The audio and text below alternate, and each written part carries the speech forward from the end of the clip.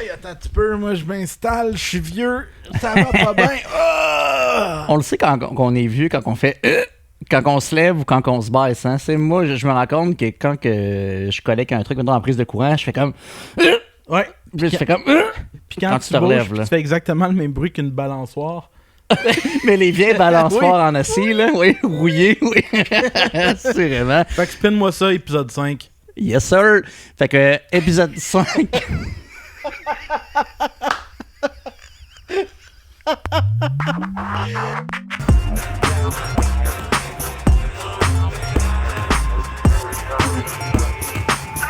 Aïe, mon gars. Sérieusement, je tiens à dire que c'est la prise 2 de l'épisode 5. Je sais pas si c'est mieux que l'autre. Assurément que oui dans les propos. Ah oui. Mais quand même très drôle. Écoute, on y va sans plus tarder avec la présentation de l'épisode. Aujourd'hui, commandité par... Ben non, c'est pas encore fait. Monster ne nous commandite toujours pas. Hey Monster, écris-nous. Oui, Ouais. la branche Québec. On veut vraiment pouvoir vous inviter. Encourager le local. Encourager le local, ben oui. Là, Monster, Ok. c'est américain, ça, Monster? Sûrement. Sûrement, hein? Mais Allez voter. aujourd'hui, fin de semaine de Pâques, on est allé ressusciter notre amour de la culture québécoise. Ça veut dire qu'on est mort puis qu'on est revenu pour vous présenter l'épisode 5? Non, notre amour de la culture québécoise n'est jamais morte, donc elle n'a pas pu ressusciter. Aujourd'hui, spécial francophone Québec. On a décidé en fait d'aller piger 5 vinyles dans notre collection de musique d'ici qui chavirent notre cœur. C'est bien dit. C'est bien dit parce que c'est pas facile de se limiter à 5. Non? Parce que dans nos goûts musicaux, assurément qu'il y en a plus que ça. En vinyle, le québécois, que ce soit dans le rap, dans le populaire, dans peu importe le style, quand même pas facile toujours à trouver, ça dépend. C'est le répertoire que tu vises. Fait que moi aussi, je me suis limité dans 5 trucs, autant de la nostalgie que des récentes découvertes, des vieux amours aussi. Fait que j'essaie d'aller dans un paysage, de vous faire découvrir des choses, puis vous emmener dans à quoi ça ressemble le Québec dans la musique, parce qu'il y a beaucoup de diversité. Puis il y a de la diversité dans ce que je vous propose, mais dans celle de Cédric aussi. Oui. Puis qu'est-ce qui est intéressant dans nos goûts musicaux, c'est qu'on n'écoute pas nécessairement les mêmes choses. Fait que il y a des goûts communs, il y a des goûts opposés. Vous aurez l'occasion de voir les goûts opposés dans ce podcast-là. Mais je pense que la beauté de la musique, ben, c'est ça, c'est qu'il y a tellement de styles, de goûts, puis de possibilités qu'assurément que vous allez vous retrouver dans au moins un des 10 choix aujourd'hui. Effectivement. Fait que sur cette profonde réplique de Cédric, je vais enchaîner avec de la profondeur, je crois. Voici mon premier choix, qui est Les Colocs dehors Oui. novembre. Le rire de Cédric ne va vraiment pas avec le choix de l'album, qui, contrairement au premier album des Colocs en 93, qui est un album qui était beaucoup plus coloré, festif, joyeux, celui-là est beaucoup plus dans la mélancolie. Dans la nostalgie. Tu sais, les Colocs, j'avais pas le choix d'y aller. C'est un groupe qui m'a forgé, je pense, dans ma culture québécoise musicale. Le personnage de Dédé Fortin, mais aussi l'empreinte que les Colocs ont eue sur le Québec, sur la culture Ben, musicale. il y a littéralement le avant et le après les colocs. Ben oui. Dans l'histoire de la musique québécoise, là, les colocs ont été un pivot. Ouais. Les colocs ont amené les Cowboys fringants, Absolument. ont amené, écoute, pas mal. C'est fascinant parce que justement, pensons, premier B6, je m'en suis rappelé tout à l'heure en relisant un peu la biographie des Colocs, parce que j'aime toujours ça amener des... Oui, mais avant mon oncle Serge, est-ce que tu sais que Marc Derry a été Oui. le premier bassiste, n'est pas sur aucun album, mais a été avant mon oncle Serge le bassiste des Colocs, puis c'est par la suite Zébulon et tout, donc c'est intéressant de voir qu'encore une fois, dans le paysage des Colocs, on a un Marc Derry, on a un mon oncle Serge, qui est sur le premier album et sur Atrostomique, mais qui n'est pas sur Dehors Novembre. Par contre, Mike est guitariste de 91 à 2000, à la mort de Dédé Fortin.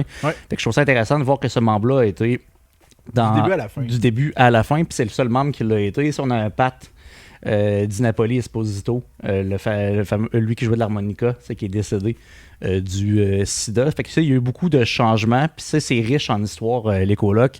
Cet album-là, pourquoi? Ben, je pense qu'il y a une douce mélancolie des propos viscérales. Puis ça, on le sait avec le destin tragique de Dédé, comment que ça se termine. Fait que cet album-là a été accueilli par les fans avec un certain scepticisme aussi. Wow, c'est quand même particulièrement déroutant. Le changement de cap que cet album-là a, mais Dédé avec la plume, l'énergie puis le charisme qu'on y connaît nous le fait aimer. C'est troublant par la suite d'aller analyser les propos. La chanson Belzébuth, pour moi, est une des chansons cultes des colocs. Puis une chanson culte du Québec, c'est une chanson que j'aime particulièrement. Mais cet album-là, il y a on a beaucoup, en fait. Puis le point où je vais contredire un peu ce que tu dis, c'est les colocs, ça a toujours été down sur une musique festive.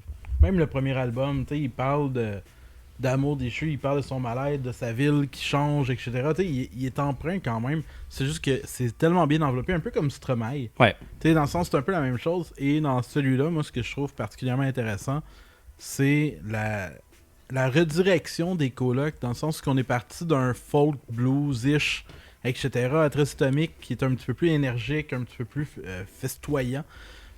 Puis là, on s'en va dans la musique du monde avec les frères Diouf qui se sont joints, en fait, les frères Diouf qui se sont joints, musique beaucoup plus axée sur la musique du monde.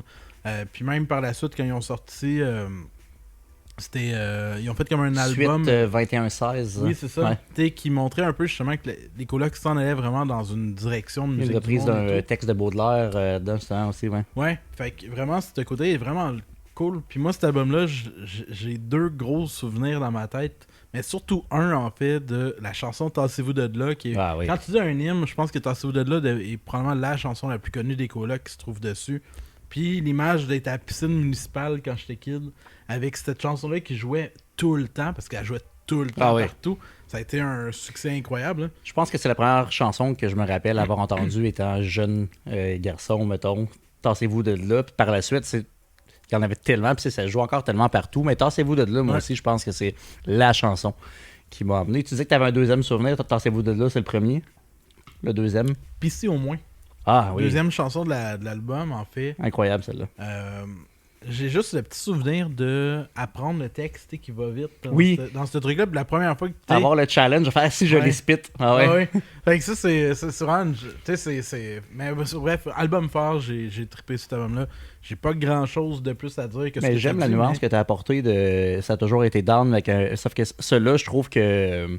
le premier est encore plus enjoué. Celui-là, il y a une mélancolie supplémentaire. Je trouve qu'il est teinté par le fait qu'on sait qu'après ça, il s'est tué. C'est vrai. C'est vrai que j'ai l'impression que ça vient teinter, puis on lui donne un sens beaucoup plus fort. C'est vrai.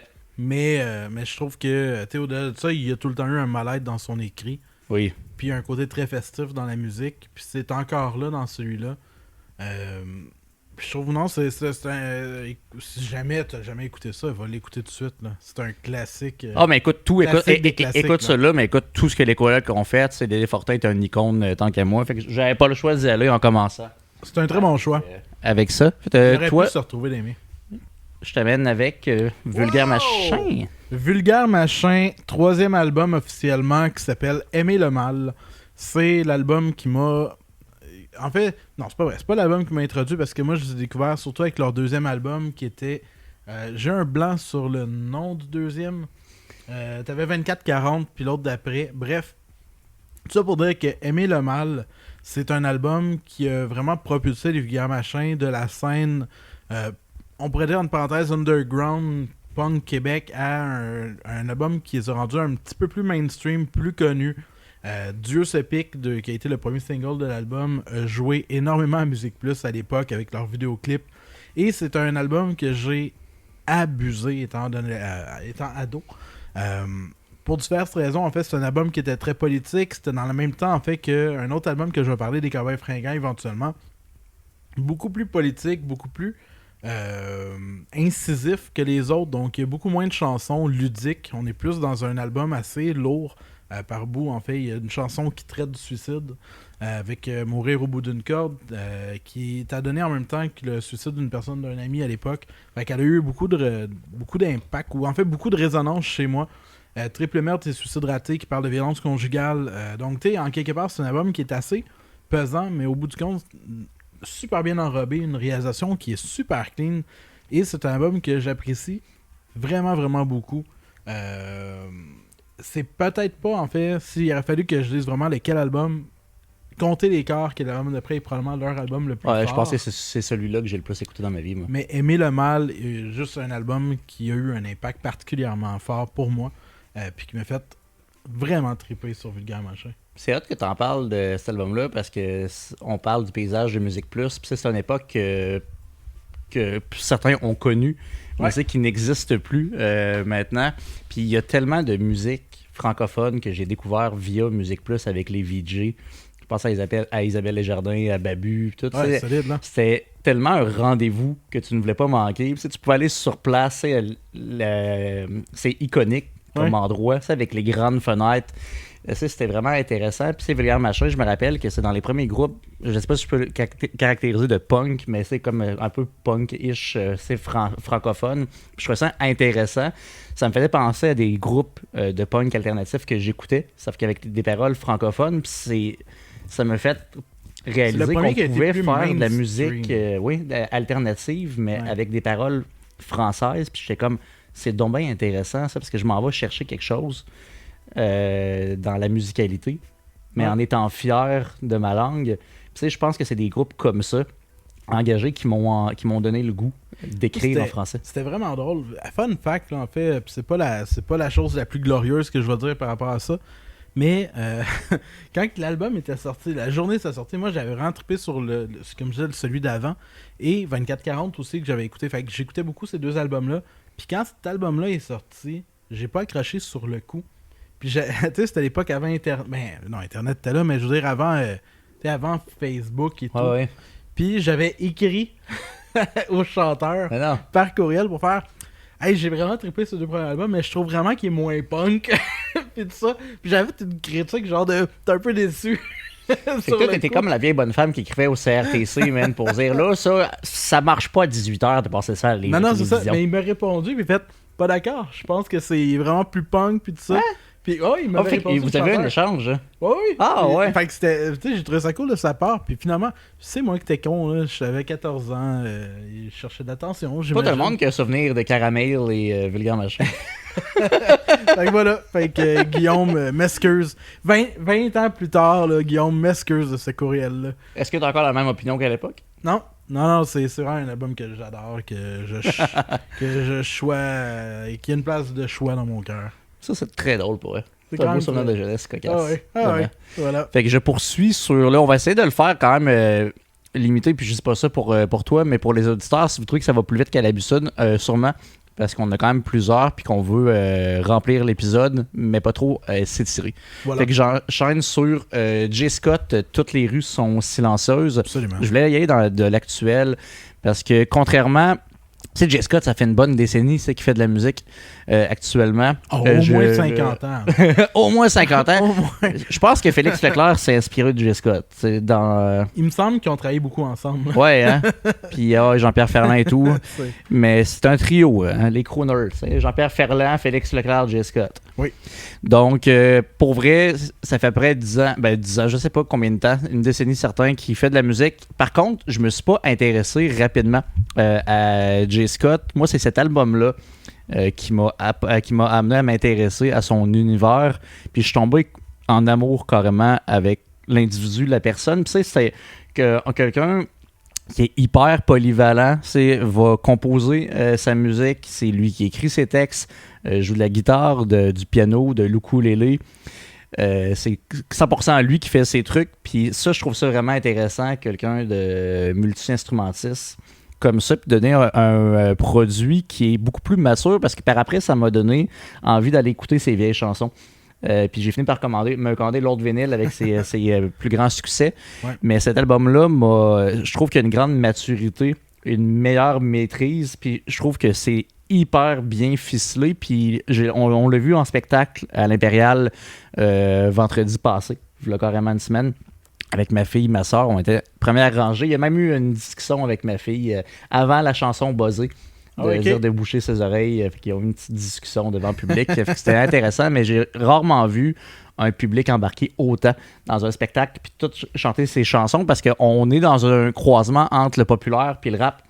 Fait que tu as un feel chansonnier, mais avec des paroles et un flow rap, ça se marie hyper bien. Son décor abribus avec un vélo, la petite barrière et tout, c'est vraiment back in the days de le feel de faire du skate dans le centre commercial puis de fumer un blunt en arrière du Zellers, man, puis du cinéma et tout. Je trouve ça hyper intéressant. Puis cet album-là, mais c'est là que je me rends compte que J. Scott aussi est dans la trentaine, un peu comme nous. Puis les souvenirs qu'il a, je peux relate à ces souvenirs-là aussi. Puis c'est bien fait, c'est entraînant, c'est vraiment du gros bonbon. Je vous encourage à aller l'écouter puis à l'écouter ses succès précédents aussi. Mais gros shout-out, Jérémy, pour vrai, parce que cet album-là, c'est l'album qui a le plus joué dans mes oreilles en 2024. Quand le vinyle est sorti, d'après moi, je vais être dans le top 5 des plus rapides qui l'ont acheté. J'étais prêt, là. J'étais vraiment très, très prêt. Puis, toutes les rues sont silencieuses avec le grand Richard Desjardins au piano. Fait que ça, c'est vraiment une belle... Ça, c'est vraiment très cool. Ça, c'est vraiment très, très cool. Il y a eu son disque d'or au spectacle pour Mathieu Zalem avec Corias. Excellente chanson encore. Fait que toi aussi, je pense que tu l'as bien aimé. Vraiment excellent. Ça m'a pris un peu plus de temps. Mais je pense que c'est principalement parce que j'étais un peu réfractaire initialement. Contrairement un peu à toi, j'ai moins accroché sur son premier album solo. Puis encore aujourd'hui, j'aime certaines chansons. Je ne trippe pas sur toutes les chansons du premier en soi. J'ai extrêmement adoré l'album de Fouki, Grignotin Deluxe. Qui, by the way, aurait été dans mon top 5 probablement si j'avais pu avoir une copie du vinyle. Mais Grignotin, on va se le dire, Fouki... Qu'est-ce que t'attends? Mais tout ça pour dire qu'ils ont la chanson copilote avec J. Scott qui est vraiment, vraiment excellente. Qui m'a fait aimer J. Scott pour cette tune-là. J'ai aimé aussi, il a fait un album avec Corias qui est vraiment bon et tout, mais on dirait qu'en solo, j'avais un peu le même feeling que Snoop Dogg. Je l'aime en feat, en solo, pas tout le temps. Fait quand il est sorti, je l'ai écouté un peu rapide, j'ai fait je sais pas. Puis à un moment donné, j'ai comme, tu sais, des fois tu fais, j'étais peut-être pas dans le mood, puis là je l'ai mis, je l'ai écouté, puis je fait, là j'ai eu mes points d'ancrage, j'ai quelques chansons, je fais, ça j'aime vraiment ça. Puis l'album a commencé à rouler comme non-stop en tant que tel. Puis c'est vraiment un bon album, c'est un album où est-ce que c'est moins rap, je pense, c'est plus urbain. Ouais. Je vais dire ça comme ça, c'est un album de ville, c'est un album de pop. T'es pour fait t'sais qui file la vibe de ville, etc. Hyper rassembleur là. C'est de la musique qui se prend pas trop sérieux dans le sens que la réalisation est bien faite, les arrangements sont bien faits, mais ça reste quand même tout le temps un peu dans la simplicité. Dans les paroles aussi, en fait, on se veut plus en fait avoir un message qui rejoint des gens plus qu'un message de poésie et de grands vers. Je pense que J. Scott offre vraiment quelque chose qui est très très authentique avec sa personne. J'ai l'impression qu'à toutes les fois que je le vois en entrevue, le dude et sa musique, c'est la même chose. Il joue pas de game, il est accessible, il est authentique, puis c'est ce qu'il transmet à son public. Fait que tout le monde se reconnaît, puis embarque, puis apprend ses chansons facilement. Parce que sont écrits dans cette vision-là de proximité avec le public. Oui. Je pense que c'est vraiment... Non, c'est excellent choix, en fait.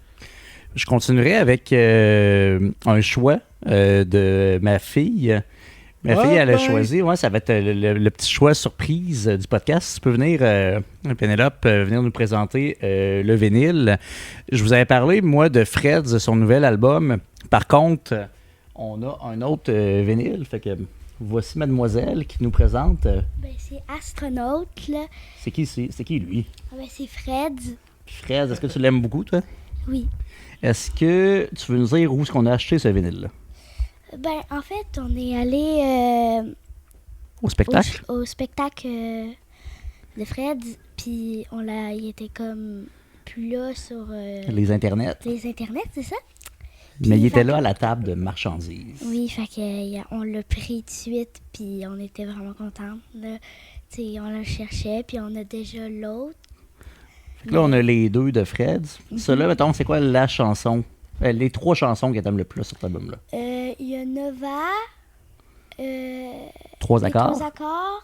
Et à ce qui paraît, c'est la merde. Ouais. Mais C'est c'est ça. 3 chansons qui ont roulé beaucoup sur TikTok. Ça, je pense que c'est comme ça que tu l'as connu. C'est comme ça que plusieurs l'ont connu aussi. Fait que cet album-là, c'est un classique. Quand on l'a vu, comme tu dis, en spectacle, puis on l'a vu à la table, c'est sûr qu'on repartait avec. On l'a Ouais. réservé avant même le spectacle. Ouais. Puis on l'a écouté ici, puis honnêtement, il sonne bien. Hein? Ouais, ils sont vraiment bien. Puis comment qu'on a fait pour l'écouter? C'est quoi notre routine de vinyle quand on l'écoute?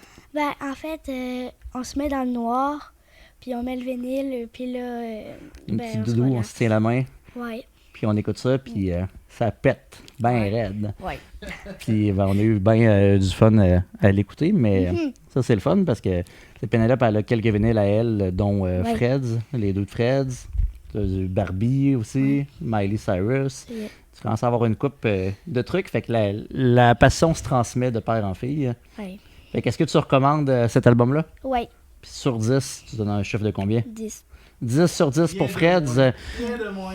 Donc voilà, si vous n'êtes pas familier à Freds, on vous encourage à l'écouter Astronaute et Demain il fera beau, qui sont les 2 albums les plus récents de notre jeune artiste de 23 ans originaire de Longueuil. Yes. Merci Pénélope, tu peux remettre ça là-bas. Merci. On va poursuivre avec Monsieur Leloup. Monsieur Leloup, Monsieur Leloup, Monsieur Leloup. Donc, Monsieur Leloup, le connaissez-vous? C'est un artiste du Québec. Ah oui. En fait, je suis allé avec un album un petit peu moins connu de Jean Leloup. Et comme vous voyez, il s'appelle Jean Leclerc sur celui-là. Donc, petite mise en contexte, Jean Leloup sort La Vallée des Réputations. Et Chef-d'œuvre. par la suite, sort un album qui s'appelle Exit, qui est un album live qui venait avec un film qui s'appelait La Migale. Et dans ce film-là, il mettait Jean Leloup à mort. Donc, c'était la fin de Jean Leloup. Il faisait Pas Johnny brûler... the Wolf. Non, ça, c'est vraiment après. Puis Ah, c'est... ok. Fait que là, il faisait brûler sa guitare sur un radeau, puis etc. Puis il avait scénarisé sa mort, puis il disait « J'arrête la musique et tout ». Quelques années plus tard, donc, il revient avec l'album Mexico sous son nom, sous son vrai nom, Jean Leclerc. Et Mexico, c'est une autoproduction à 100%. Et la raison pourquoi j'ai décidé de prendre cet album-là, c'est que c'est un album qui vaut la peine d'avoir plus d'amour, d'une part. Puis j'ai trippé cet album-là parce que c'est imparfait. Parce que c'est pas... En fait, il y a 2 affaires que moi j'ai aimé là-dessus. C'est la première chose, tu peux t'autoproduire au Québec. Oui. Puis ça, c'est vraiment intéressant. 2, tu peux t'amuser à faire de l'autoproduction puis à faire de quoi qui sort de l'ordinaire, etc. Puis cet album-là, ben, c'est du Jean Leloup 100%. C'est lui qui faisait ses drums avec des... Après ça, qui loupait ses drums, qui fait des gros solos de guitare, etc. C'est décalé, c'est déphasé. Mais en même temps, tout se tient en tant que tel. Puis il te pète des solos un peu vraiment à la... Non, c'est peut-être ambitionné de pas dire Hendrix, mais il y a vraiment une sonorité vraiment rock crue derrière qui est vraiment, vraiment, vraiment intéressante. Et ben Jean Leloup est dans une prose un petit peu plus proche de La Vallée des Réputations, donc avec des textes vraiment plus soignés, des textes des genres de textes qui auraient pu se retrouver en fait sur La Vallée des Réputations, mais c'est un petit bonbon. Donc c'est vraiment du Jean Leloup pur. Je sais pas s'il a tout fait tout seul, mais pas mal en tant que tel. Puis ça sonne le dude qui s'en va dans un studio puis qui se fait du fun puis qui fait fuck off. C'est exactement ça. Ça puis respire le plaisir. L'album, on dirait que c'est lâché, lousse. Dans La Vallée des Réputations, il y a une profondeur, il y a des textes super intéressants, mais dans celui-là, tu le sens, comme tu dis, il est rentré en studio puis il a fait let's go, fiesta. Puis ça paraît. La Vallée des Réputations, ça, je l'attends impatiemment, honnêtement, en vinyle, parce que putain de bon album. Oui. Honnêtement, incroyable. Par contre, effectivement, que Jean Leloup, puis je trouve ça intéressant que tu aies pris celui-là, qui est plus niché, mais on peut pas passer à côté du personnage culte au Québec de Jean Leloup. Puis c'est intéressant de voir son processus créatif. Il y a un livre que tu possèdes chez vous qui est super intéressant, qui s'en va chercher aussi dans les anecdotes, puis tout le paysage créatif. Puis je trouve ça intéressant le gars à quel point que justement l'autoproduction au Québec, c'est possible. C'est possible d'être hyper perfectionniste aussi. Et Jean Leloup, si un côté qui le caractérise, ben, c'est quelqu'un qui est très exigeant. Je vois bien que c'est difficile aujourd'hui. C'est quelqu'un qui te sait au produit, qui a une idée en tête, puis il sait qu'il a une vision tunnel pour se rendre, mais il a prouvé à maintes reprises que sa vision est unique. Ouais. Puis que son produit est toujours d'une qualité exemplaire. Puis je trouve ça intéressant d'album en album. Il y a toujours une couleur, c'est qui unit Jean Leloup, mais c'est quelqu'un qui ne cesse de nous surprendre. Puis j'ai vraiment hâte de voir vers où il s'en va. Moi, il m'avait surpris avec L'Étrange Pays. Seulement guitare-voix, j'ai trouvé ça excellent comme album, mais on est ailleurs que Le Dôme, on est ailleurs que... C'est juste qu'il y a une liberté solide dans cet album-là qui est vraiment plaisante à l'oreille. Il y a des chansons qui ont réussi à percer un petit peu. C'est pas l'album qui a eu le plus de singles. Il y a eu Tangerine qui a été quand même qui a roulé un peu, puis il y a la chanson Mexico aussi qui a réussi à frayer quand même son chemin un peu.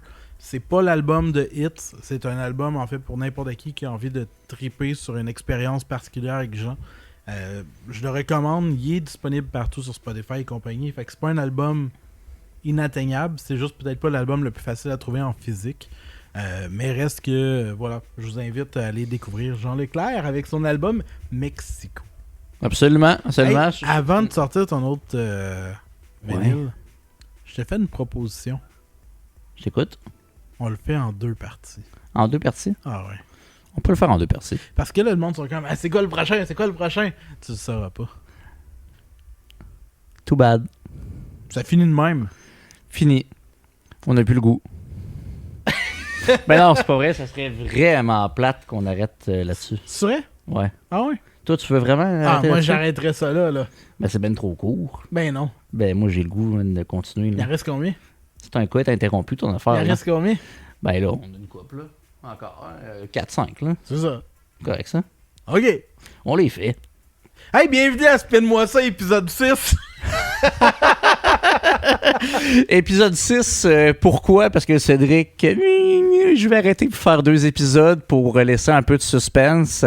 Donc, on est comme dans un roman de Sherlock Holmes, mais en podcast. Donc, on est bien heureux de poursuivre. Puis je vais commencer en force. Oui, c'est spécial québécois part 2. C'est juste parce que j'ai envie, moi, de faire les choses différemment. On peut le faire, ça sort un court épisode, puis le deuxième, c'est celui-là, va être aussi long que l'autre d'avant. Ça veut dire plus court qu'à l'habitude, mais avec plus de contenu qu'à l'habitude. Et je pars avec quelque chose, un coup de cœur que moi j'ai eu à l'époque, que Cédric ne partagera pas, mais ça, c'est bien. Ce qui nous fait plaisir dans la musique, c'est d'avoir parfois des divergences d'opinion. Moi, je vous présente l'excellent Darlene d'Hubert Lenoir. Hubert Lenoir, c'est son album qui est sorti en 2018, qui est hyper concept, est accompagné en fait d'un livre avec Noémie, sa blonde.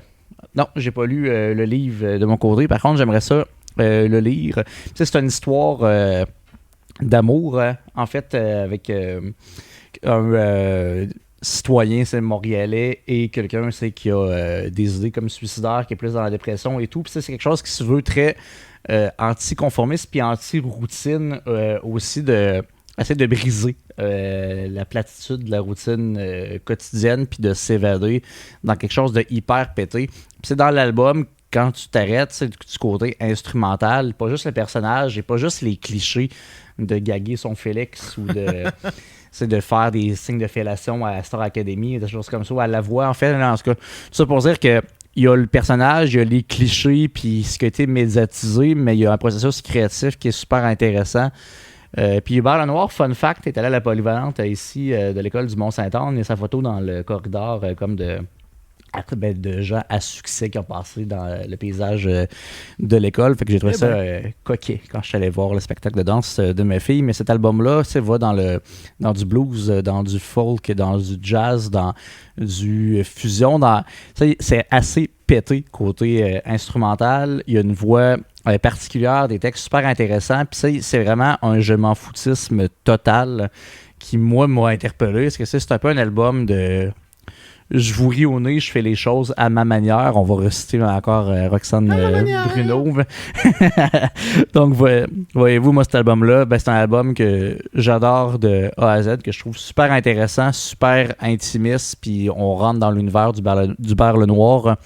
Ça reste mon album préféré d'Hubert à ce jour. Le deuxième, j'ai bien aimé aussi, mais celui-là, pour moi, fait partie d'un album découverte sans faute, vraiment, vraiment percutant, coloré, puis diversifié. Fait que je pense que c'est tout à l'image du beurre. Je pense pas que tu as la même opinion. Non. Mais l'as-tu déjà écouté au complet? Non, je suis pas capable. Non? Oublie ça. Non, j'ai entendu, je l'ai survolé. J'ai survolé son deuxième aussi. D'un, j'aime pas tant sa voix nasillarde et éreintante. Mais je respecte ce qu'il fait. C'est comme n'importe quoi. L'art, c'est subjectif. Je comprends pourquoi le monde aime. Je comprends que c'est une bête de scène puis qu'en spectacle, c'est bon. Je trouve... J'aimerais ça l'aimer, puis je pense que il y a comme tous les ingrédients de quelque chose que j'aurais pu aimer, mais qu'on dirait que la recette, la recette une fois finie, je la trouve un peu indigeste. Tu sais, je le trouve pas choquant dans sa manière d'être. C'est juste que je trouve qu'il y a du controversé. Il y a du controversé politique, mettons, peu importe le personnage, mais tu sais, des personnes comme Marilyn Manson, whatever, juste au niveau de l'art, où est-ce qu'il va être controversé avec un message clair sur des enjeux politiques, sur la religion, ou peu importe, que je trouve intéressant, ou est-ce que c'est de la controverse cherchée, voulue, mais qui amène en fait un débat sur la place publique. T'as du controversé à la Jean Leloup, parce que c'est une personnalité extravagante, qui a des enjeux de bipolarité, qui fait en sorte que ça amène en fait un personnage drôle, complexe et sympathique. Et en fait, Jean Leloup a un capital sympathique particulier.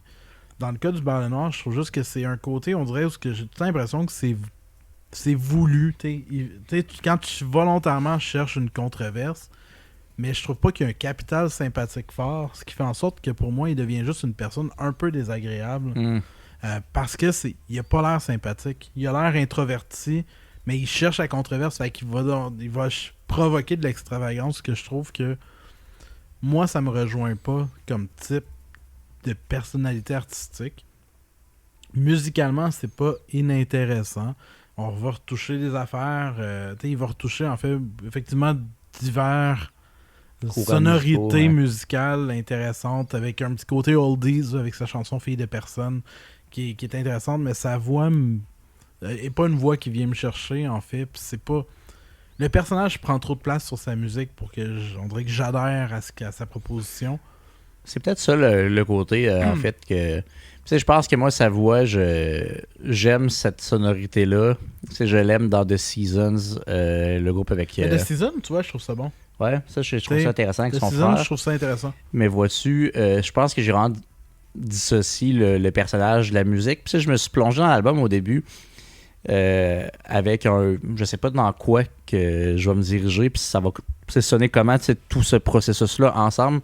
Puis finalement, je me suis vraiment découvert pas une passion, mais un réel intérêt pour l'album. Puis après plusieurs écoutes, on dirait que j'ai vraiment compris l'univers, puis ça m'a beaucoup interpellé. Sauf que je pense qu'effectivement, que ça soit pour le personnage ou l'album, c'est pas accessible à tous. Moi, je vous encourage à aller l'écouter, vous en faire une tête, parce que il y a un côté art très fort là-dedans. Donc, ça sera à vous de voir est-ce que ça vous parle ou non, mais je crois que le processus créatif est super intéressant, le résultat aussi. Donc, shout-out Hubert de mon côté pour tout ça. J'ai hâte de voir ce que l'avenir nous réserve aussi. Ah, absolument. Plus discret actuellement, mais j'ai hâte de voir la beauté du la Beurre suite. Noir, c'est de créer de la diversité dans le portrait musical québécois. Puis ça, je serai jamais contre. Fait que mon but, c'est pas de le rabaisser. C'est juste ça ne me parle pas. L'individu me parle pas, ça me rejoint pas. Mais néanmoins, je respecte ce qu'il a fait, je respecte son œuvre. Puis tant mieux, il en faut des gens que j'aime pas. Dans le sens parce qu'il y a d'autres gens qui aiment pas ce que j'aime. C'est correct, tu sais. Fait que c'est juste, oui, c'est ça. Fait que, mais non, j'ai essayé plusieurs fois, j'ai essayé son deuxième album. C'est vraiment pas quelque chose qui me rejoint. Par contre, on va y aller avec quelque chose qui te rejoint, qui te touche même. Oui. Je suis content, en fait. Je l'ai même pas ouvert encore. Puis je sais pas si les gens vont être capables de le voir. Il y a quand même beaucoup de reflets, en fait, dans cette pochette-là. C'est Dumas, donc, qui a édité, en fait, dernièrement pour le Record Store Day, qui est une journée où est-ce que les artistes sortent par moment des albums exclusifs qui ne sortent que pour cet événement-là. Et Dumas a sorti, en fait, son vinyle pour son album Fixer le temps. Donc, et j'ai été chanceux, j'ai une version signée autographiée, donc c'était pas attendu. Et quand j'ai reçu mon vinyle, ben voilà, il a été autographié par Dumas lui-même, donc je suis extrêmement content. Merci Dumas. Et donc, Fixer le temps se trouve à être son 3e album en carrière, et c'est un album que j'affectionne pour plusieurs raisons. La première des choses, Dumas est quelqu'un qui m'a beaucoup inspiré musicalement. Pour différentes raisons, c'est quelqu'un qui écrit bien, c'est quelqu'un qui a une belle plume, mais c'est aussi en fait quelqu'un qui accorde beaucoup d'importance à sa musique au niveau des ambiances puis des textures sonores. Puis c'est quelque chose que j'aime. C'est un bon mélodiste à la base. Puis dans sa réalisation, principalement en fait à partir du 2e et Fixer le temps, beaucoup de travail de texture, beaucoup de travail en fait de sonorité, de jouer avec avec les sons. Puis ça, en fait, c'est quelque chose que j'aime puis que j'applique à essayer de faire aussi dans ce que je fais musicalement. Et c'est un album qui est symbolique pour moi parce que, en fait, c'est sorti à peu près dans les mêmes temps que j'ai commencé à sortir avec ma blonde. Ah ouais? Donc, en novembre 2020, en 2006, en fait. Donc, cet album-là, je sais exactement la première fois que je l'ai écouté. C'est avec parce elle? que, non. En fait, on s'est rencontrés en novembre 2006 et en décembre, j'allais dans un party de famille. Tu sais, on commençait à se fréquenter, tout ça. Et je m'en vais dans un party de famille. On est comme séparés pendant le temps des fêtes et tout. Puis à Noël, je reçois en fait Fixer le temps. Ah Puis ouais. j'ai vraiment le souvenir en fait de juste être... Tu sais, quand t'es dans un petit mood de... etc. Puis d'être dans le char en retour vers la maison. Puis je suis encore quand même jeune. C'est mes parents qui conduisent. Ben jeune. 18 ans, mais pas de permis. Parce que j'étais un petit Montréalais. Fait en arrière avec mon Discman, mes écouteurs, à écouter, Fixer le temps. Puis justement, il y a une ambiance vraie. Tu sais, avec toutes les textures, avec toutes les ambiances, le côté de c'est Noël, en amour, nouveau disque, qui collait super bien. Fait que pour moi, en fait, c'est quand même un album assez symbolique de mon début de relation à l'époque. Mais vraiment, c'est un excellent album pour les gens qui pourraient connaître qu'il y a quand même plusieurs chansons qui ont été connues. Donc, Alors, qui est assez connu. Il y avait Au gré des saisons dessus aussi, qui a roulé vraiment beaucoup. Donc, c'est un album qui est vraiment, vraiment beau par sa réalisation, par son écriture, puis par la diversité, en fait, de la proposition. Donc, ouais. Sachant que tu allais en parler, je l'ai survolé de mon côté, parce que contrairement à toi, j'ai pas reçu le disque à Noël, puis j'ai pas le background qui l'accompagne. Par contre, c'est un nom qui, dans le paysage québécois, est connu. Ouais. Puis que pour X raisons, je m'étais pas attardé à sa musique auparavant, mais effectivement que c'est tout en douceur et en mélodie, cet album-là. Je trouve ça doux. Un petit côté, c'est le même feel qu'un peu un Daniel Bélanger. Je trouve ça super intéressant comme proposition. Fait que c'est assurément quelque chose que je vais développer de mon côté, aller creuser un peu plus sa discographie. Parce que je pense que c'est quelque chose qui me parle, c'est des bons textes, de la bonne musique, c'est de la douceur, de la mélancolie. Puis je pense qu'en même temps, c'est tous des ingrédients qui me parlent beaucoup. Moi, de mon côté, genre de trucs... je me la jetterais pour mon Discman pour m'endormir le soir. Je trouve que c'est ce genre d'album-là. Assurément que si je le trouve quelque part, je vais l'acheter, mais en CD pour me le taper un soir, parce que c'est quand même ce genre d'album-là que je recherche. Ouais. Le soir, avant de me coucher, là, souvent j'ai ce petit rituel-là que des CD. Je m'essaie de transporter, puis je pense que c'est un... c'est un bon... c'est un excellent. Puis son album, il est sorti un album l'année passée qui s'appelle Cosmologie. Okay. Qui est pour moi un petit retour aux sources également en termes d'univers musical que je recommande, qui était un coup de cœur à sa sortie. Donc, si vous voulez découvrir Dumas, allez voir son ancien stock, allez voir Fixer le temps, l'album d'avant qui, m'échappe en tant que tel, avec la chanson Je ne sais quoi avec Marie-Annick Lépine des Cowboys. Et puis son dernier Cosmologie qui est vraiment un beau petit, une belle petite pièce artistique. C'est un exclusif du RSD qui vient tout juste de se passer le 12 avril dernier. Il en reste encore plusieurs copies. Je sais que le Noise ont reçu un restock de Dumas, un restock aussi de Jean Leloup, Les Fourmis. Yeah. Donc, il y a du beau québécois qui est sorti à ce RSD-là. Donc, c'est sauté sur l'occasion, les fans de Dumas, si vous ne l'avez pas encore, parce que c'est un album qui vaut la peine de posséder en vinyle. Absolument. Je Poursuis avec une découverte, mais vraiment en retard pour moi. Je parle de Safia Nolin Limoilou, qui, je crois, est son album le plus connu. Le plus percutant. Du moins, moi, je me rappelle qu'à l'époque, quand il est sorti, je l'ai entendu beaucoup parler. J'avais pas accroché, je m'étais pas laissé tenter à ce moment-là par l'album. L'album fête ses 10 ans, sorti en 2015, donc ça fait déjà un petit bout de temps. Quand même, hein? Donc, je fais toujours des petites pré-recherches podcast, puis j'ai fait « Ah oui, c'est vrai, c'est 2015 », puis j'avais pas l'impression que ça faisait aussi longtemps que ça, honnêtement, qu'il était sorti, mais oui. Déjà 10 ans. Ça, c'est un peu la beauté du vinyle puis des sorties, parce que je me rappelle, je suis dans les sorties usagées du 33 tours. Je regarde des trucs, puis des fois, il y a des choses que j'aime découvrir, puis sont à bas prix, puis que je fais comment je vais aller survoler, voir, puis Safia Nolin, vinyle usagé, 33 tours, un vendredi soir, puis je regarde ça, puis je me dis, un lundi soir, désolé, 33 tours, lundi soir. Ça, c'est important. Ça, c'est important. Les gens à la maison, c'est comme, de quoi le mardi soir? De quoi il parle? De quoi il parle, lui? Le lundi soir. Le lundi. 33 tours, vinyle usagé. Puis le vendredi soir, vinyle neuf. Ça, c'est important. On le sait, les vinyleux au Québec, on les connaît ces journées-là. On les regarde. Moi, un lundi soir, j'ai vu ce vinyle-là, que je me suis dit, c'est vrai, ça, j'en ai entendu beaucoup parler à l'époque. Je vais aller... Qui était 15$. 15, ouais. Il était $15, je l'ai survolé, puis j'ai fait genre, ben voyons donc, ça c'est vraiment le courant. Puis on parlait du mot tantôt avec un feel good, c'est une douceur, une mélodie, des paroles, puis Safia a une voix vraiment intéressante. Ses textes, j'ai découvert vraiment une belle poésie, une belle profondeur, beaucoup de chaleur, puis ça m'a touché, cet album-là, honnêtement, quand je l'ai survolé. Puis en vinyle, c'est carrément ça, c'est un album que j'ai écouté encore une fois, couché dans le noir, puis je me suis vraiment laissé transporter. Puis cet album-là, c'est tellement une douceur, c'est d'une douceur incroyable, mais on va loin, c'est intimiste.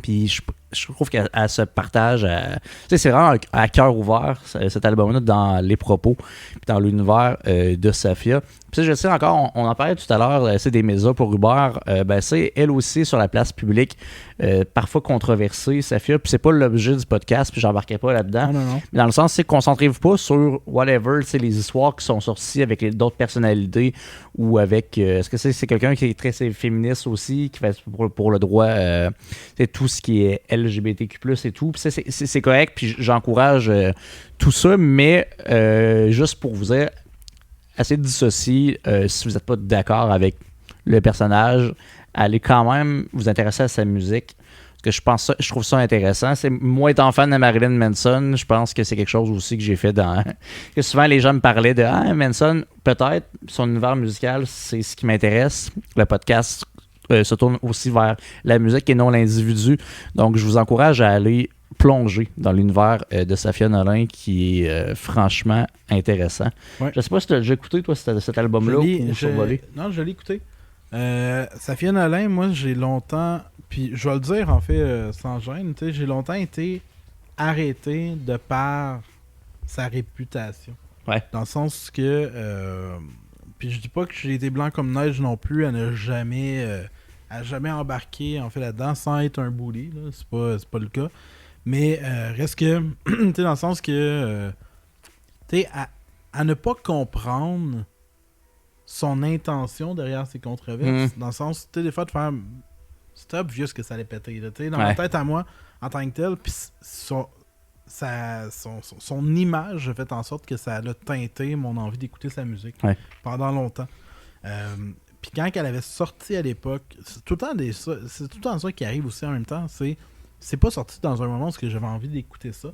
Donc, quand elle est sortie, je suis passé un peu à côté de son album. Après ça, il y a tous les scandales, toutes les affaires qui sont arrivées qui ont fait en sorte que ça m'a freiné. Ça m'a freiné, en fait, à découvrir sa musique. Ouais. Après ça, elle avait fait sortir un album de cover que j'avais pas trouvé inintéressant, etc. Puis je suis tombé sur des lives d'elle qui jouent. Puis j'ai jamais... Ça m'a ouvert, en fait, à sa musique. Elle a sorti un album qui s'appelle Dans le Noir, sur quelques chansons en fait sur lesquelles je fais tu vois ça c'est intéressant, etc. Puis Limoilou est revenu en tant que tel sur des singles que j'ai commencé à écouter. Puis là, c'est sûr qu'en reparlant, je l'ai réécouté aussi. Et tout. Puis ce que j'apprécie grandement de ce qu'elle fait, c'est encore là, c'est la simplicité. Oui. Dans les arrangements, en fait, il n'y a rien qui se prend la tête. C'est principalement guitare, voix. Ouais. Elle a une voix qui est cassée, elle a des textes qui sont vrais.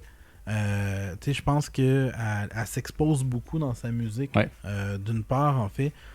Est-ce que c'est 100% dans mes goûts musicaux? Pas tout le temps. Puis il faut vraiment que ça donne, que ce soit dans un moment où j'ai envie de ça. Parce que c'est pas une musique que tu peux écouter en tout temps, bon temps. Non. J'écouterais pas ça en auto, j'écouterais pas ça en faisant ma vaisselle. On dirait que ça me demande un setting parfait d'être... Faut que tu t'arrêtes, vraiment, que tu prennes le d'être temps. arrêté, d'être dans une certaine forme de réceptivité à écouter quelque chose de très mélancolique, parce que c'est quelqu'un qui a souffert, c'est quelqu'un qui a été bullied, puis encore aujourd'hui, etc. Puis ça s'entend en fait dans les propos qu'elle met, etc. Fait qu'il faut être dans les... Moi, en fait, il faut que je sois dans les dispositions de l'écouter. Oui. Mais ça peut répondre à un moment où j'ai envie puis que je l'apprécie. Puis ça a quand même, quand Dans le Noir est sorti, je suis un petit peu plus là-dedans. Fait que j'ai apprécié cet album-là. Limoilou aussi. Limoilou, que je pense qu'avec du recul, est encore peut-être celui que je trouve le plus intéressant. Absolument. Sans dire que les autres ne le sont pas, mais tout simplement en fait parce qu'il y a une vérité dans cet album-là. Puis je pense une sincérité absolue qui, comme tu dis, on a accès à elle complètement, puis elle se dévoile beaucoup dans sa musique, puis principalement dans Limoilou, je pense qu'elle le fait avec brio. Là. Voilà. Fait que voilà. C'est un bel album, c'est un bel opus. On poursuit encore dans de l'intimité et des belles mélodies. Absolument. Un artiste que j'ai toujours aimé. Je pense pas faire des grandes vagues chez vous. Je pense qu'il est assez unanime de façon générale. Ah oui. Donc, Daniel Bélanger. Je suis allé avec l'album L'échec du matériel. Daniel Bélanger, en fait, est un artiste que j'ai toujours aimé pour sa prose. C'est quelqu'un qui a une prose d'enfer. C'est quelqu'un, en fait, qui a un... Puis principalement, je trouve que c'est un artiste qui a vraiment atteint une maturité d'album en album sur plusieurs aspects. Et en fait, avec Rêver mieux, qui est l'album d'avant, etc. Donc, il y a eu une augmentation au niveau des textures, encore une fois, au niveau des mélodies, au niveau des arrangements, au niveau des réalisations, qui était vraiment sublime. Et en fait, cet album-là revient vraiment dans une sorte de simplicité. Où est-ce que, en fait, dans les arrangements, on n'est pas dans de la grosse texture à la Rêver mieux. On est dans la guitare, on est dans la voix, on est dans l'intimité. Et en fait, il parle beaucoup de sujets justement de simplicité. L'échec du matériel est quand même un très bon titre pour l'album, là, en fait. Et c'est un album qui se veut beaucoup moins populaire. Puis je pense que Daniel Bélanger, il y a eu un tournant où est-ce qu'on dirait qu'il a voulu casser. Puis c'est peut-être de façon intentionnelle, puis c'est peut-être mon interprétation, mais son côté de pop. Ouais. De génie du pop là, avec ses premiers albums et tout. Puis là, il est allé dans quelque chose qui est pas radiophonique, mais qui reste quand même mélodieux et tout, mais il n'y a aucune chanson tant que ça qui peut rouler à c'est quoi en boucle. Avec des paroles qui sont peut-être plus proches de ses convictions ou ce qui s'expose un peu plus en fait dans ses réflexions. Puis c'est vraiment un bel album qui est paru là, puis qui est venu teinter tout le reste, je trouve, de sa carrière, où est-ce que il est revenu dans des eaux pop, mais tout le temps en ayant un côté d'une liberté de création qui est intéressante. Il s'est permis des albums comme Deflabox, qui est complètement déjanté. Il s'est permis, en fait, plein de liberté. Puis je trouve que cet album-là reflète vraiment un début d'un parcours qui est Daniel Bélanger se permet d'être libre, d'être libre dans sa création, puis d'offrir, en fait, sa vision artistique et non sa vision radiophonique. Fait que j'ai vraiment beaucoup aimé. Je l'avais vu en spectacle pour cette tournée-là. Ce qui était vraiment drôle à un certain moment, c'est qu'en plein milieu du show, à un moment donné, il y a une grosse panne de courant. Tout s'est éteint. Il y a eu un silence. Puis, puis en fait, son réflexe a juste été fait. Voilà, c'est l'échec du matériel. Puis c'était comme juste parfait. Puis il a continué à jouer un peu de version super organique. Fait que tout le monde est plus silencieux. On a les trucs qui sont revenus, puis c'était correct. Wow. Ça a juste été un beau moment en tant que tel. Pour cet album-là. Fait que Ouais, fait que non, l'échec du matériel, ça aussi c'est un album super intimiste. Mettez-vous un casque, le soir, il fait soir, il fait noir. Le soir, il fait soir. Il fait soir, il fait soir, le noir, il fait noir. Fait que non, mais le soir, tu sais, une petite écoute tranquille, c'est vraiment un bel album. Ben, je pourrais pas rebondir sur cet album-là que je n'ai malheureusement jamais écouté. Par contre, assurément que Daniel Bélanger dans le paysage québécois est une personne culte. Par contre, je vais rebondir avec mon choix à moi. Ah ben! Parce qu'il y a un lien! Parce qu'il y a un lien très fort. Parce que j'ai choisi, moi, Fanny Bloom, Rêve encore. Vraiment, j'ai de la misère à le montrer à la caméra. Puis, croyez-le pas, mesdames et messieurs, c'est un album concept de reprise de Fanny Bloom pour les 20 ans de Rêver mieux. Eh oui. Donc, album hyper intéressant où ce que Fanny s'est vraiment enfermée, comme elle l'a décrit en entrevue, pour le piano-voix, pour vraiment s'approprier les chansons, puis comme ça les comprenait, puis qu'elle les avait composées, pour rendre hommage à un compositeur qui l'a beaucoup touché, accompagné, puis qui l'a grandement influencé, sont de leur côté chez Audiogramme tous les deux. Donc, je trouvais une belle façon de remercier un artiste qui a eu une empreinte musicale énorme, un grand poète, grand musicien.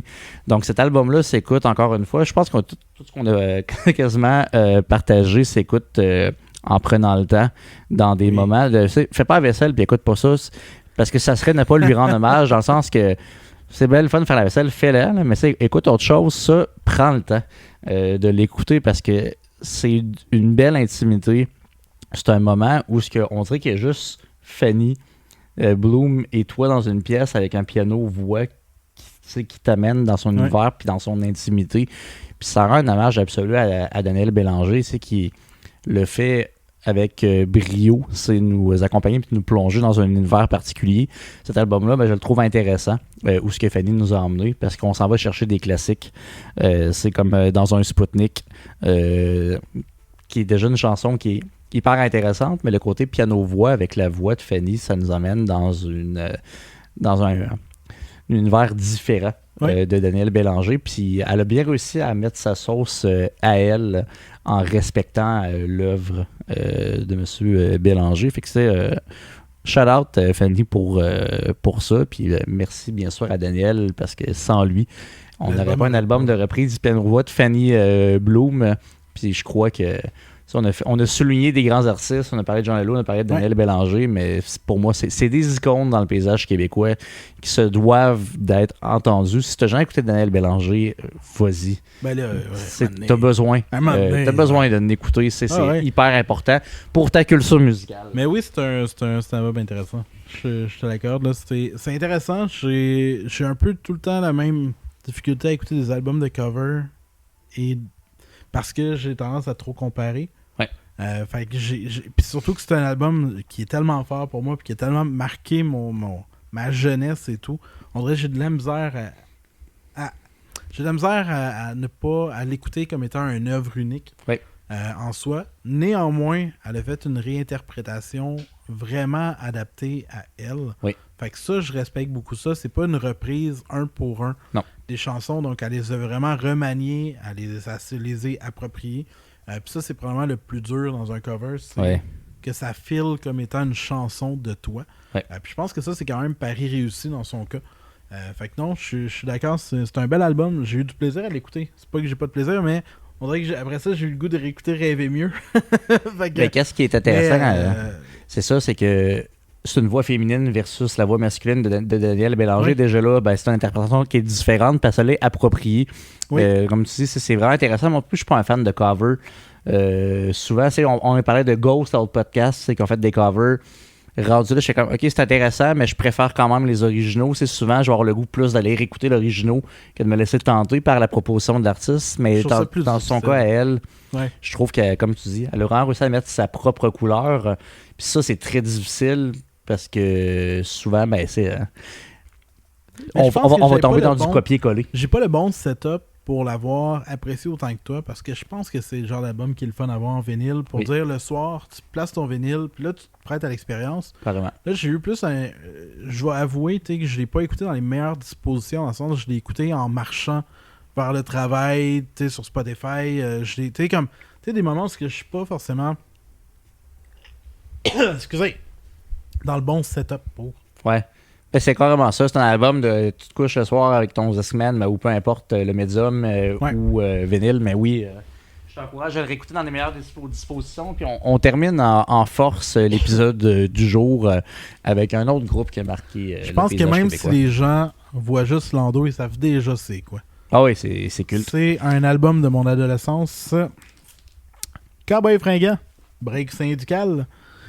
C'est l'album qui a mis les Cowboys Fringants sur la map, littéralement en fait. C'est l'album qui m'a fait... C'est presque l'album qui m'a fait découvrir les Cowboys Fringants. T'avais un gilet comme ça à l'époque, hein? J'avais ce gilet-là que je portais vraiment souvent. Décrire aux gens comment tu t'habilles, mettons, Ado? code vestimentaire de Cédric, là, mettons.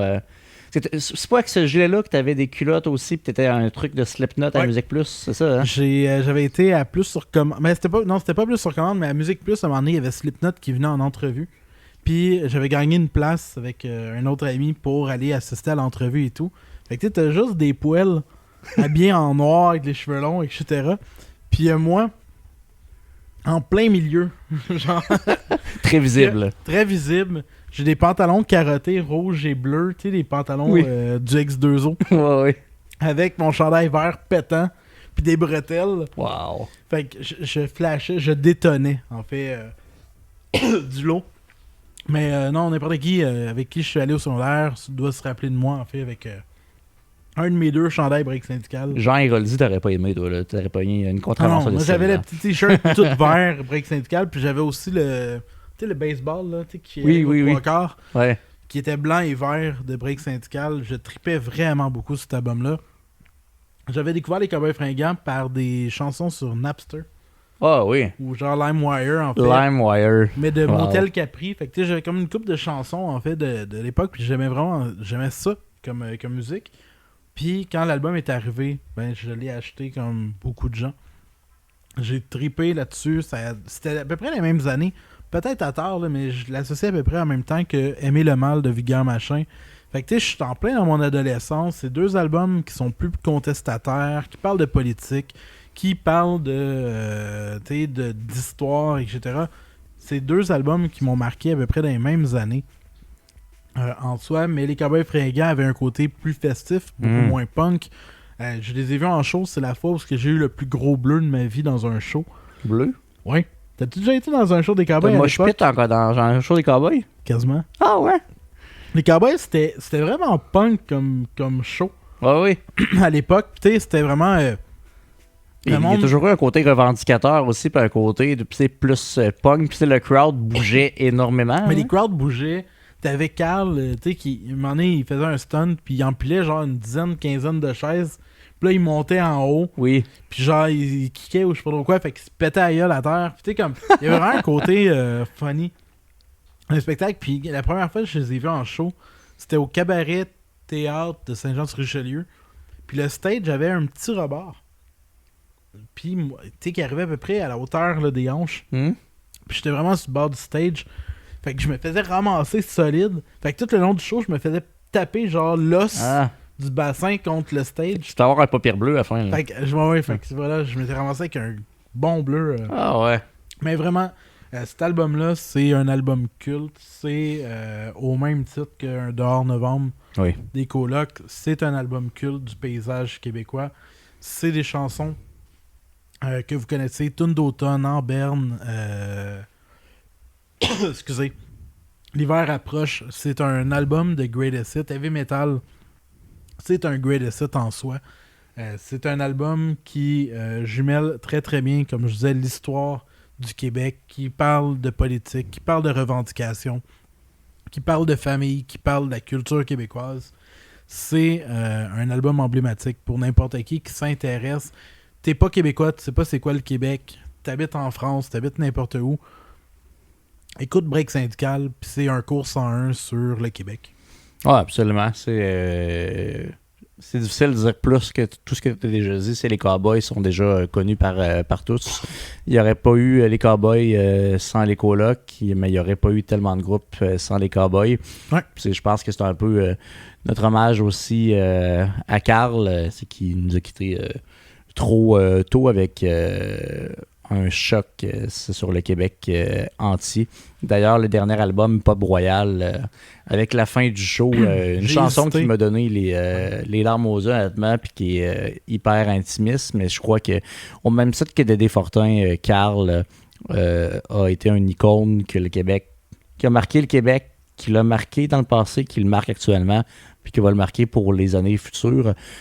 On espère que, comme Carl, l'épisode vous aura marqué par les découvertes, les propositions qu'on vous a partagées. Je crois que la deuxième partie est beaucoup dans une vision intimiste puis prendre le temps. Puis je pense que c'est un peu mon conseil aussi dans tous les styles de musique, tout dépendant, c'est prenez le temps de découvrir l'artiste parce que derrière chaque album, il y a un processus créatif qui est intéressant. Puis souvent, dans les survols Spotify, on prend plus le temps de s'attarder. Puis c'est important de le faire parce qu'il y a vraiment une profondeur derrière chaque album, derrière chaque produit qu'un artiste vous concocte qui doit être écouté de fond en comble pour être bien compris et non pas seulement survolé. Et parlant d'albums, pour finir là-dessus aussi, Petit Roi. Oui. Nous avons sorti un album live à la Casa del Popolo. Casa del Popolo. Album intimiste encore une fois, mais différent, dans lequel on a accès à nos interactions de spectacle qui montrent un peu l'énergie que moi et Cédric qu'on partage sur une scène puis avec la foule. On a voulu faire de quoi de vraiment honnête. Fait que le show est 100% intégral. Du début à la fin, l'ensemble des interactions, on n'a absolument rien coupé de ce show-là. C'était une super soirée. Le monde était vraiment le fun. Oui. Fait que puis c'est Thomas Simon Salière qui a travaillé en fait pour l'enregistrement en fait puis la post-prod. Grâce à lui qu'on a l'audio de ce spectacle-là. Puis c'est vraiment super apprécié. Merci Thomas. Et surveillez nos réseaux parce que ça se pourrait bien qu'on revienne à Montréal au courant de l'année. Oh oui! Donc merci d'avoir été là. On se dit à la prochaine et en attendant, spinez-moi ça, ces vinyles-là. Peace out!